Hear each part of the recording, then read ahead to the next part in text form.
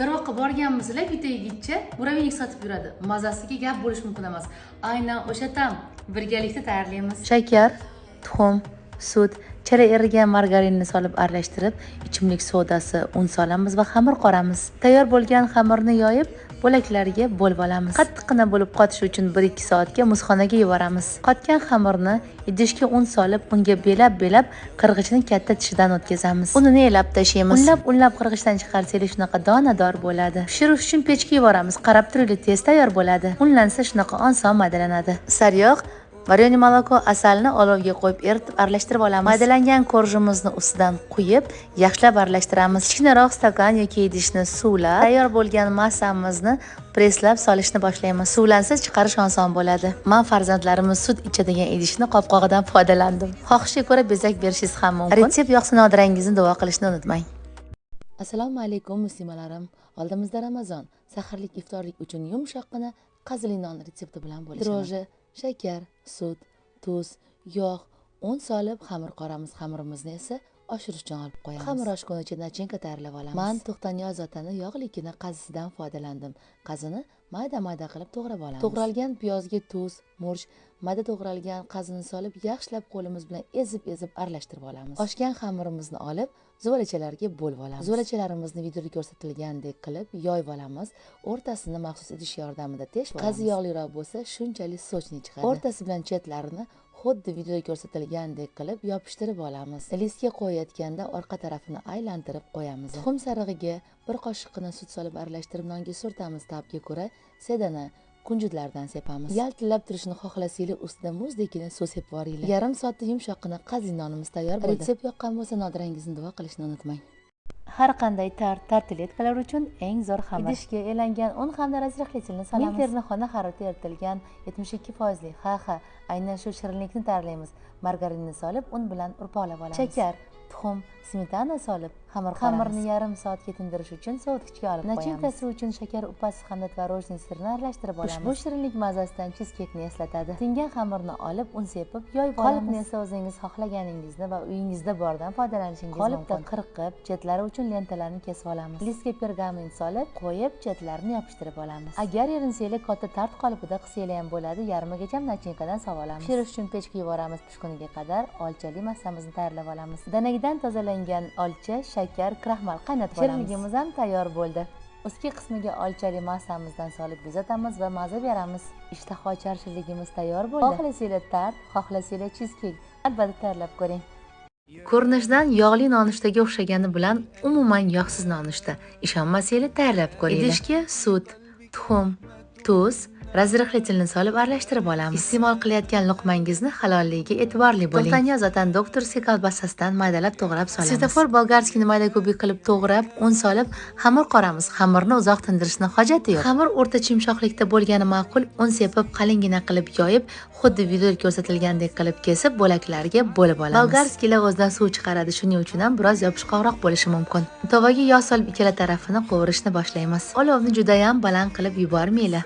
Drojasiz ham razrixlitil hisobiga oralari g'oviy bo'lib chiqadi. Bemalol saharlikka tayyorlasangiz ham bo'ladi.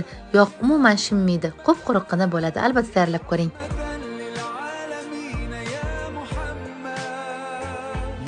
Turdik, lekin uxlab qolibmiz. 4 bo'pti, 5 bo'pti, 6 bo'pti, 7 bo'pti, 8 bo'pti, 9 bo'pti, 10 bo'pti. Nima bo'ladi endi ro'za desa? Bizda aytishadiki, tezda bir piyola suv ichib niyat qilib ol deydi. O'shuna qilmanglar. Taqvimda belgilangan minutdan o'tib ketdimi, yemang, ichmang, niyat qilib oling. O'sha kungi ro'za bo'ladi. 8dami, 9dami, 10dami uxlab qoldik endi uyqu g'aflat, tura olmay qoldik, uxlab qolibmiz. Lekin saharlik vaqti o'tib ketib qoldi. Hech nima yemang. Shuni borib yetkazib ham qo'yinglar uydagilarga. Chunki bitta ayollar eshitmayapti hozir. Balkim kanalga qo'ysa eshitishar, xudo xolasa. Uxlab qoldi, turib yemasin, bir piyola suv ham ichmasin. Retseptni albatta saqlab oling. Eng sara kotlet retsepti bilan bo'lishdim. Ya man sallayta bikul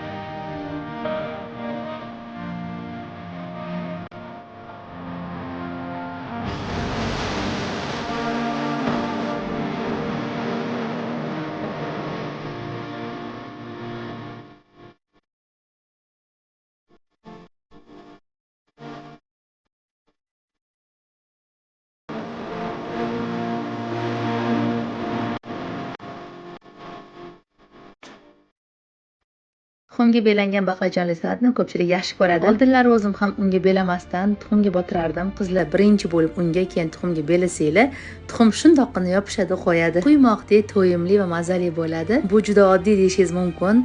Ba'zilar bilmasligi mumkin, shu uchun bo'lishdim.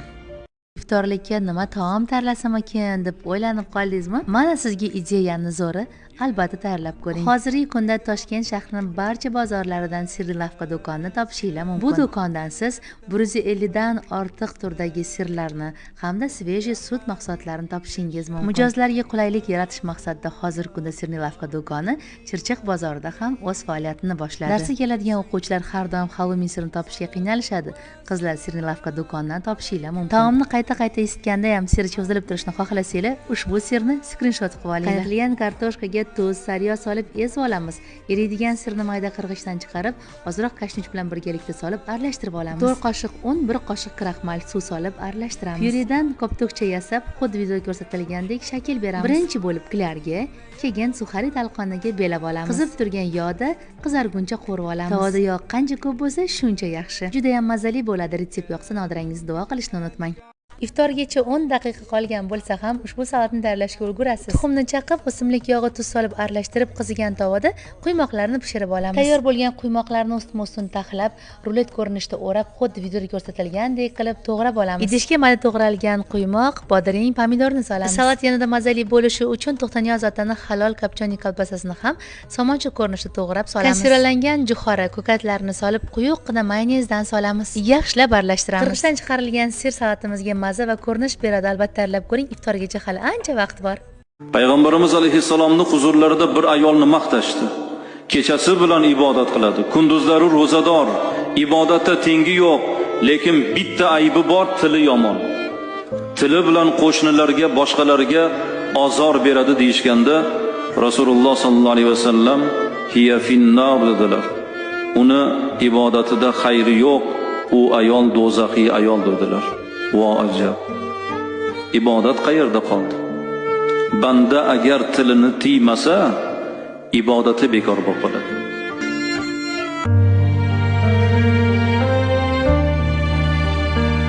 Iftorgacha hali vaqt bor. Ulgurib qoling. Tez tayyor bo'ladigan salat retsepti. 2-3 daqiqa vaqtingiz ketadi. Salat bargi yoki ajdir barglarini mayda-mayda bo'laklarga bo'lib olamiz. Konservalangan jo'xori, pomidor cherri va qirg'ichdan o'tkazilgan sirni solamiz. Yanada mazali bo'lishi uchun tovuq go'shtini qaynatib yoki manga o'xshab To'xtaniyoz otaning tayyor indika go'shtidan foydalansanglar bo'ladi. Quyuqqina mayonezdan solib yaxshilab aralashtiramiz. To'yimli, ishtaha ochar salatimiz tayyor bo'ldi. Albatta tayyorlab ko'ring. Retsept yoqsa duo qilishni unutmang.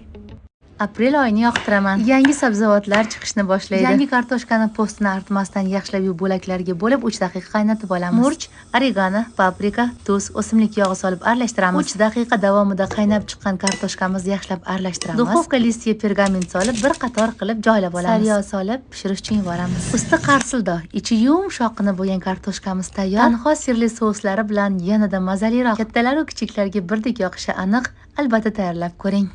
Hamma uy bekalari bugun iftorlikka nima tayyorlasam ekan deb boshimiz qotayotgani aniq. Kelinglar, gulash qilib qo'ya qolamiz. Nima dedinglar? Tovaga o'simlik yog'i solib, go'sht, piyoz, mayda qirg'ichdan chiqarilgan qizil sabzi, tomat pastasini solib yaxshilab qovurib, tuz sepamiz va suv quyamiz. Lavr bargidan solib qaynab chiqqach, qopqog'ini yopib 1-1,5 soat qaynatib olamiz. Garnirni esa o'zingizlar xohlaganinglarni qilsanglar bo'ladi. Menda garnir tanhoni ezilib ketmaydigan makaronlar. Suvga un solib aralashtirib olamiz. Qaynab turgan gulashimiz ustidan quyib, tez-tez aralashtirib turamiz. Shunda kamoq bo'lib qolmaydi. Un hisobiga gulashimiz shunaqa quyilib, chiroyli qaynashni boshlaydi. Taomimiz tayyor bo'ldi.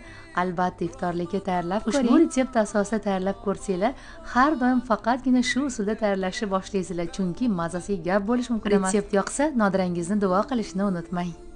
Retseptlaringiz orasida eng mazali keks nominatsiyasini oluvchi keks retsepti bilan bo'lishaman. Idishga tuxum, shakar solib, oppoq massa bo'lgunicha yaxshilab mikser qilib olamiz. Massamizni ustiga sut, o'simlik yog'i solib, yana mikser qilishda davom etamiz. Un va razrihli etilni aralashtiramiz. Sevimli brendim Dr. O'tkir endi Dr. Bakers brend ostida ishlab chiqarilmoqda. Brend nomi o'zgargani bilan sifat o'sha. Tabga ko'ra vanilin solamiz. Quruq massamizni aralashtirib, tuxumli massa ustidan solamiz va mikserlab olamiz. Keks pishirish uchun mo'ljallangan qolipga sariyog' yoki o'simlik yog'ini yaxshilab surib, massamizdan solamiz. Bitta tayyorlab olgan xamirimdan 4 xil keks qildim. Shokoladli, yong'oqli, oddiysidan hamda kakaolisini qildim. Siz tabga ko'ra yoqtirgan mevalaringizni solishingiz ham mumkin. Pishirish uchun pechga yuboramiz. Pishganini qayerdan bilish mumkin? Xonaga shunaqa xushbo'y hid tarqaladi. Retseptni video tagida yozib qoldiraman. Menda shu retseptdan 5 ta keks chiqdi. Retsept yoqsa nodirangizni duo qilishni unutmang. Retseptlaringiz orasida eng mazali keks nominatsiyasini oluvchi keks retsepti bilan bo'lishaman. Idishga tuxum, shakar solib, oppoq massa bo'lgunicha yaxshilab mikser qilib olamiz. Massamizni ustiga sut, o'simlik yog'i solib, yana mikser qilishda davom etamiz. Un va razrihli etilni aralashtiramiz. Sevimli brendim Dr. Oetker endi Dr. Bakers brend ostida ishlab chiqarilmoqda. Brend nomi o'zgargani bilan sifat o'sha. Tabga ko'ra vanilin solamiz. Quruq massamizni aralashtirib, tuxumli massa ustidan solamiz va mikserlab olamiz. Keks pishirish uchun mo'ljallangan qolipga sariyog' yoki o'simlik yog'ini yaxshilab surib, soatlar ta'mi o'zgacha bo'lishi, sos hamda ziravorlarga bog'liq. Baqlajon mavsumiga to'g'ri keladigan mazali salat retsepti bilan bo'lishaman. Qota to'g'ralgan baqlajonlarni qizigan yog'da pishgunicha qovurib olamiz. Salat yanada mazali bo'lsin deb to'xtaniyoz otani tovuq go'shti qazisidan foydalandim. Kesib, baqlajon qovurgan yog'da qizarguncha qovurib oldim. Rangli bolgarskilarni ham bir qizigan yoqqa tashlab oldim. Shu joyga diqqat qiling. Ziravorlar qovurilsa, salat yanada mazali bo'ladi. Salatimizni terishni boshlaymiz. Pomidor, bodring, qovurilgan massalarni solib tuz sepamiz. Ziravor qovurgan qaynoqqina yog'imizni salat ustidan tabga ko'ra ko'katlardan sepamiz. Salat tayyor. Retsept yoqsa nodirangizni duo qilishni unutmang. Kelayotgan hayit ayyomi muborak bo'lsin. Har safar hayitdan oldin chakchak retsepti bilan bo'lishaman. Idishga tuxum, tuz, ichimlik sodasi solib aralashtiramiz, un solib xamir qoramiz. Qorgan xamirimizni ustini yopib, yarim soatga tindirish uchun olib qo'yamiz. Tingan xamirimizni yoyishni boshlaymiz. Bu safar eng mazali va eng oson tayyorlanadigan chakchak retseptini bo'lishga harakat qildim. O'rtacha qalinlikda yoyib olgan xamirimizni yaxshilab unlab, taxlab olamiz va 2 sm qilib kesib olamiz. Lenta ko'rinishda kesilgan xamirlarni taxlab, to'g'rab olamiz. Ortiqcha unlarni elakdan o'tkazamiz. Olovga qozonni qo'yib, o'simlik yog'idan solamiz. Men milterli oliy navli o'simlik yog'idan soldim. To'g'ralgan xamirni ozroqdan solib, pastroq olovda pishirib olamiz. Milter oliy navli o'simlik yog'ini hidi bo'lmaydi. Xamir pishdi, qiyom tayyorlaymiz. Shakar hamda asalni solib, biroz qaynatib olamiz. Ha, bu shunaqa oson tayyorlanadigan qiyom. Tabga ko'ra chakchakni terishni boshlaymiz. Mayiz, yong'oq soldim va qiyomni ustidan quyib aralashtiramiz. Qo'limizni ho'llab, xohlagan shaklda terib olamiz. Retsept yoqsa nodirangizni duo qilishni unutmang.